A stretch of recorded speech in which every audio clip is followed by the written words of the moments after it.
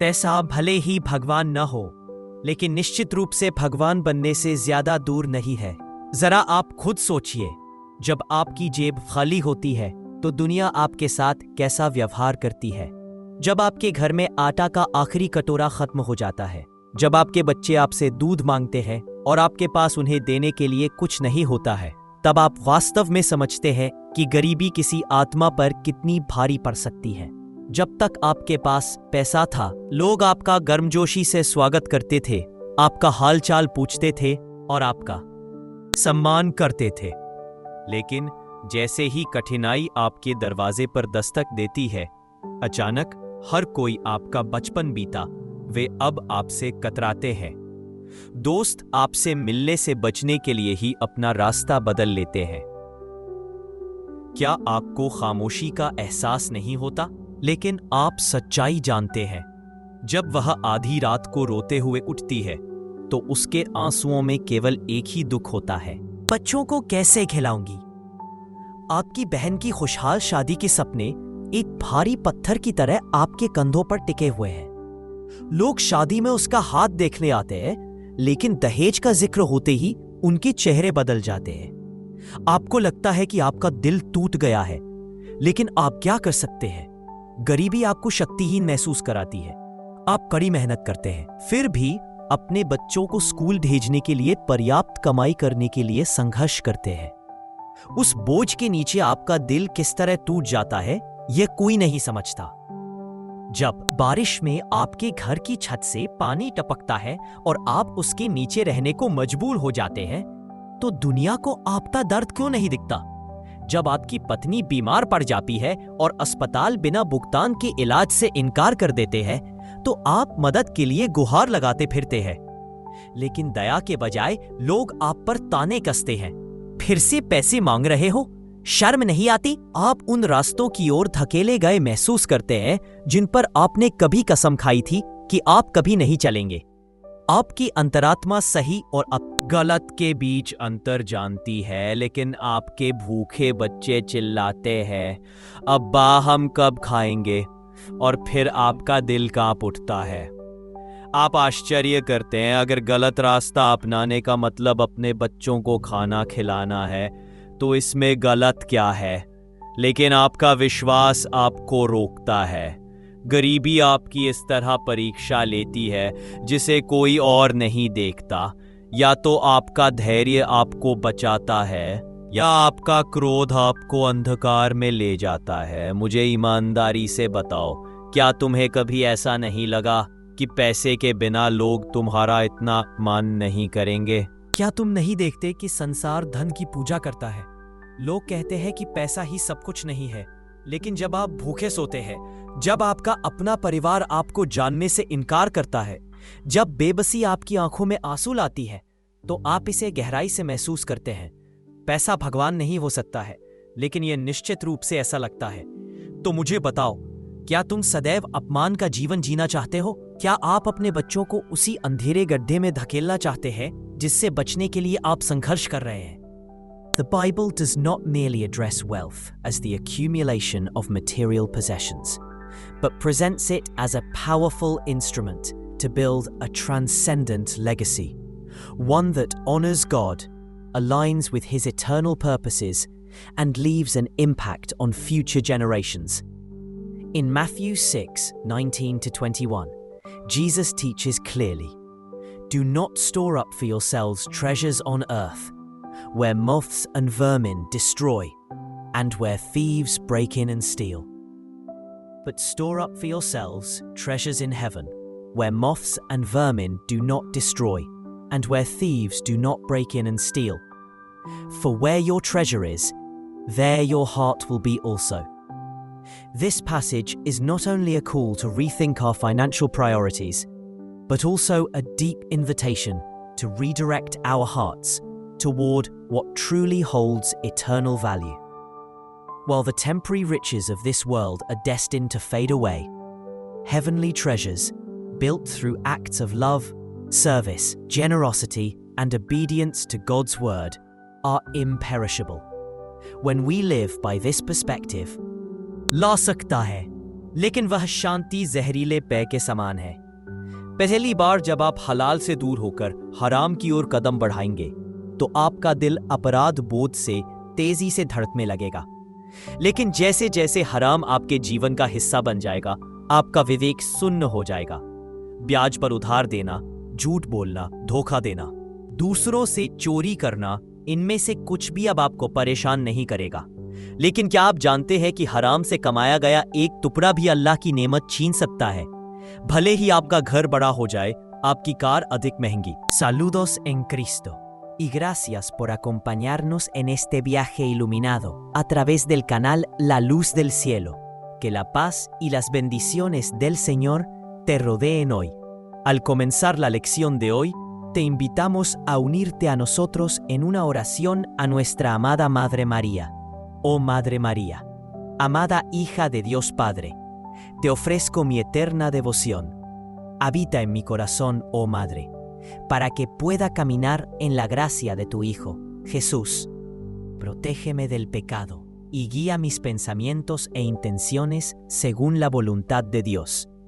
Bendita eres tú entre las mujeres, y santo es el fruto de tu vientre, Jesús.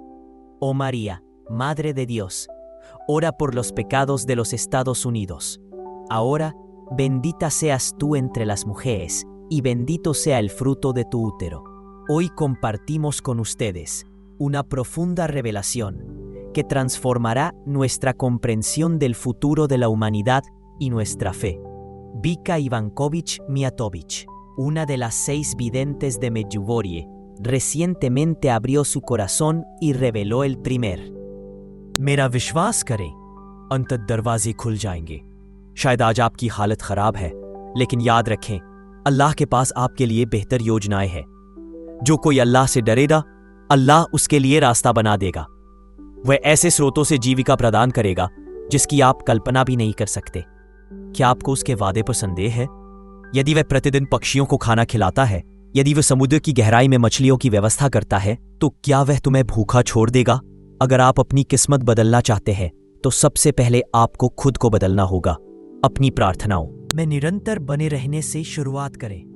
प्रार्थना केवल अल्लाह के साथ संबंध नहीं है, यह शक्ति, मार्गदर्शन और गरिमा की नींव है। प्रार्थना के माध्यम से आपको स्पष्टता मिलती है। आपको याद है कि आप कौन हैं और आप क्यों सहते हैं।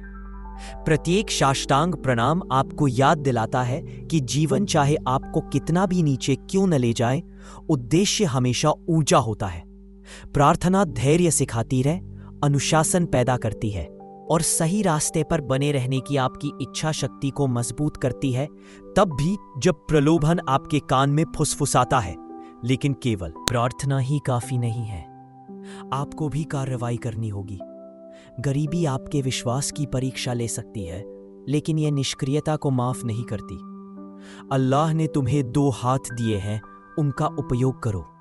सम्मान के साथ काम तलाशें, नए कौशल सीखें, उन अवसरों का पता लगाएं जिन्हें दूसरे लोग नजरअंदाज कर देते हैं। इस बात का इंतजार न करें कि कोई आपको समाधान देगा, स्वयं समाधान बने। यहां तक कि छोटे छोटे प्रयास भी जब लगातार किए जाते हैं तो समय के साथ बड़ा बदलाव लाते हैं। ईमानदार श्रम में सम्मान है, चाहे आप सड़कों पर झाड़ू लगाएं, रिक्शा चलाएं या सड़क के किनारे सामान बेचें। हर हलाल पेशा अल्लाह की नज़र में गरिमा रखता है। जो सही है उसे करने में शर्म को बाधा न बनने दें। सच्चा अपमान गरीब होने में नहीं, बल्कि अपनी ईमानदारी खोने में है। अपने आप को उन लोगों के साथ घेरे जो आपको ऊपर उठाते हैं, न कि उनके साथ जो आपको नीचे खींचते हैं। ऐसे मित्र चुनें जो आपको प्रोत्साहित करें, न कि वे जो आपका मजाक उड़ाएं। अपने आप को नकारात्मकता से दूर रखें और अपनी ऊर्जा उन लोगों में निवेश करें जो विकास, विश्वास और दृढ़ता में विश्वास करते। Estoy profundamente agradecido de que esté aquí hoy. Realmente creo que este mensaje es para ti, especialmente si estás pasando por una temporada de incertidumbre o enfrentando algún tipo de carencia. Ya sean recursos financieros, tiempo o energía, todos hemos experimentado momentos en los que nada parece cambiar. y la solución que anhelamos parece lejana. Entiendo esa lucha y quiero recordarles, Dios no los ha olvidado, incluso en momentos en que todo parezca tranquilo. Recuerda esta verdad, Dios ve cada preocupación, cada necesidad, y ya está obrando detrás de escena a tu favor. Puede que aún no lo veas, pero tus avances ya se están poniendo en marcha. Tómate un momento ahora mismo para comentar a continuación con el nombre de alguien a quien te gustaría elevar en oración. Juntos, mantengámonos firmes en la fe por ellos, creyendo que la provisión y las bendiciones de Dios están más cerca de lo que podemos imaginar. Ahora, oremos con fe en nuestro corazón, sabiendo que algo extraordinario. Imagina por un momento que pudieras desbloquear la increíble energía que llevas dentro, esa fuerza latente que todos poseemos, y utilizarla para atraer milagros financieros a tu vida. Imagínese claramente cómo se sentiría ganar $12 millones, o iniciar un negocio que genere $1 millón en tan solo una hora, o quizás recibir un premio de lotería de $250,000. Todo esto puede ser posible si aprendes una técnica simple pero poderosa. Estas no son solo fantasías o historias inventadas. Son testimonios reales de personas comunes y corrientes que lograron resultados extraordinarios simplemente tomando medidas basadas en creencias renovadas y una mentalidad enfocada y positiva. Una de esas historias es la de Cynthia Stafford, una madre soltera que asumió la responsabilidad de criar a los 5 hijos de su hermano después de una tragedia familiar. En medio de extremas dificultades económicas, todos los días se visualizaba ganando exactamente $12 millones. को सिखाएं कि धन पैसे से नहीं, बल्कि चरित्र, ज्ञान और विश्वास से मापा जाता है। उन्हें दिखाएं कि ईमानदारी सोने से अधिक मूल्यवान है और गरिमा खरीदी नहीं जा सकती। उन्हें ये विश्वास दिलाएं कि जीवन चाहे कितना भी कठिन क्यों ना हो, वे अपना नैतिक धैर्य कभी नहीं खोएंगे, क्योंकि अंत में जो हमें परिभाषित करता है वह हमारा बैंक बैलेंस नहीं है, बल्कि वह विकल्प है जो हम तब चुनते हैं जब कोई नहीं देख रहा होता है। क्या आप अस्थायी राहत के लिए हराम चुनेंगे या स्थायी शांति के लिए हलाल चुनेंगे?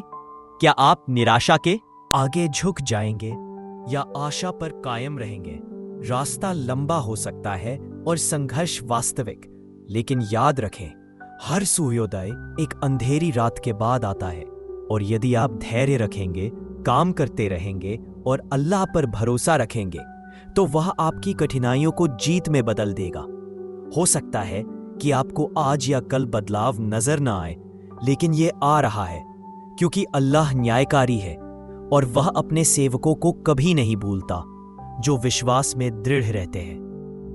भले ही दुनिया उन्हें भूल जाए तो तन कर खड़े रहो, जाता रहना, जो सही है वही करो, भले ही वह कठिन हो, क्योंकि सही काम करने का इनाम, चाहे कितनी भी देर क्यों ना हो, हमेशा मूल्यवान होता है।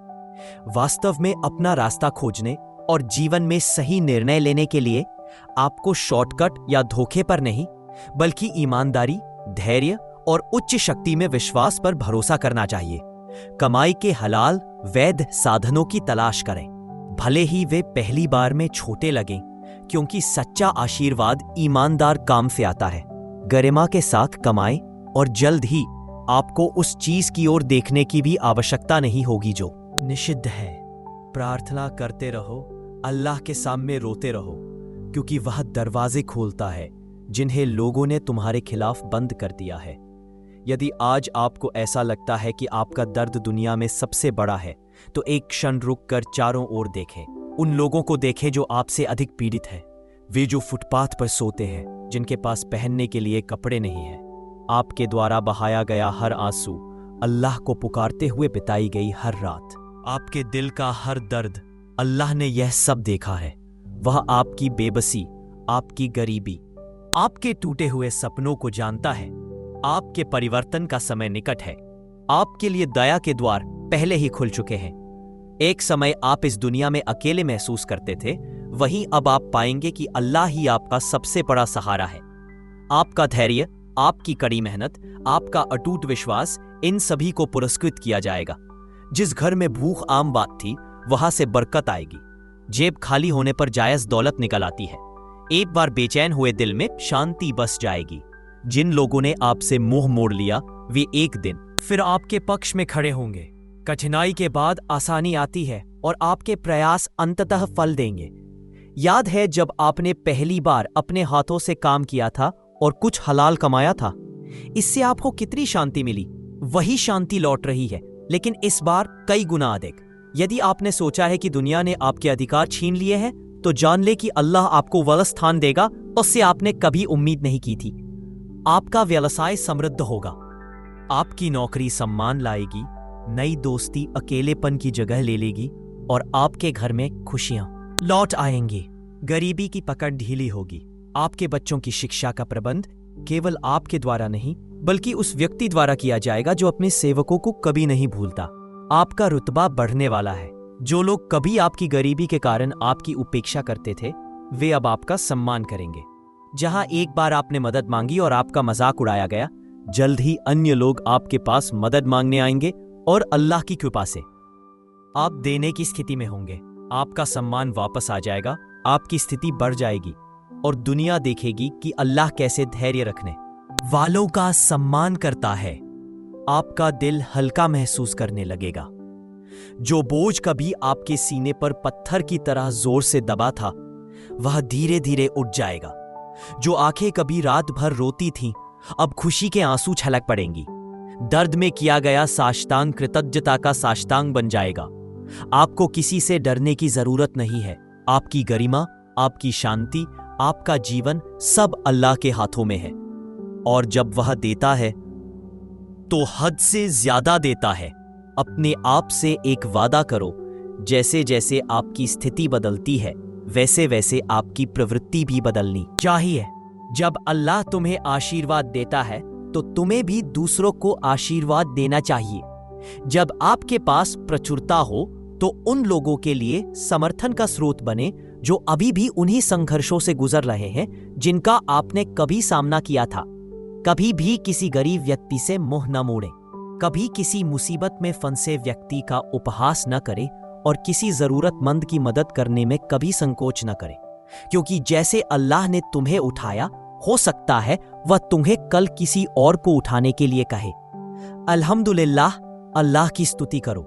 कठिन दिन समाप्त हो रहे हैं। आपके द्वारा सहा गया सारा दर्द जल्द ही खुशी से बदल जाएगा। आपका इंतजार लगभग खत्म होने वाला है। आपका कष्ट दूर होने वाला है। आपकी किस्मत चमकने वाली है, क्योंकि जब अल्लाह देता है तो कोई रोक नहीं सकता।